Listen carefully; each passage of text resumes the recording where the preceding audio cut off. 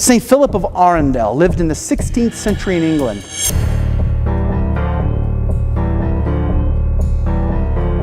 He was known as the playboy of Queen Elizabeth's court. Maybe many of you don't know, but in the 16th century in England, it was a terrible time for Catholics. The Protestant Reformation had been devastating England and Europe, by the way. In England, they hunted them down and they killed them. They hunted them down and they killed them.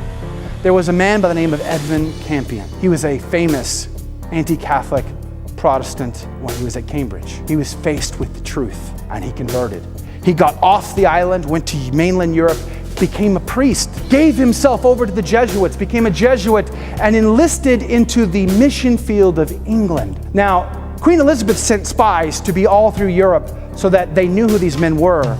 And they had a list of them, they knew their names, they knew everything about them, so the authorities would be looking for them. And many of these men who spent years in priestly formation never even made it off the boat. They were captured on the boat once they arrived in England and taken to the Tower. Many were tortured and executed. Edmund Campion knew that was going to be a possibility.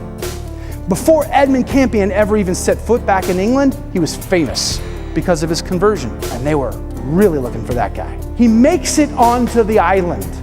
He is so successful, he's converting huge houses, very wealthy people, men in high places up in the Queen's court, converting their whole households, which means all of their servants and all their families.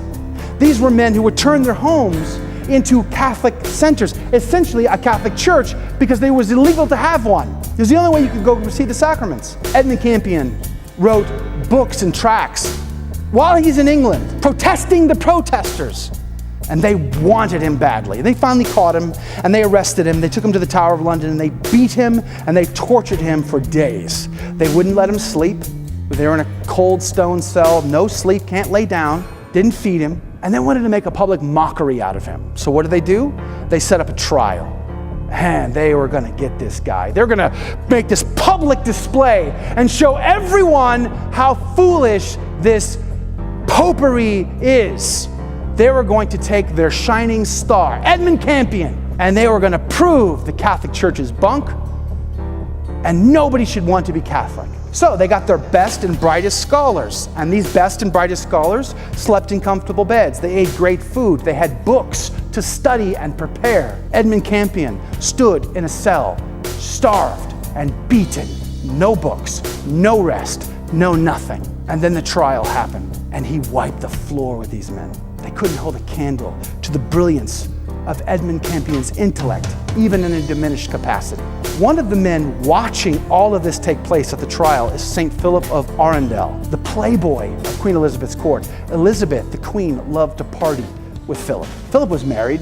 He inherited his wealth from his dad, which was the wealthiest man in England, and he was executed because he posed a threat to the queen. So when Philip took it all over, basically he had a choice. I could die like dad, or I can go party and become her best friend, and that's what he did. He was cheating on his wife constantly in the orgies that took place in his houses. And he sees this exchange between this beaten and broken man and these fine scholars in their silk suits. And he is so convinced by Edmund Campion's witness that he realizes, I'm not pure. I won't see God. What is the point to sex, money, status, success, if when I die, I suffer the pain of the loss of God forever? Knew he had a hard choice. Philp of Arundel, he withdrew from the court. He basically became Catholic. He found a priest. He had been baptized Catholic. He left the society.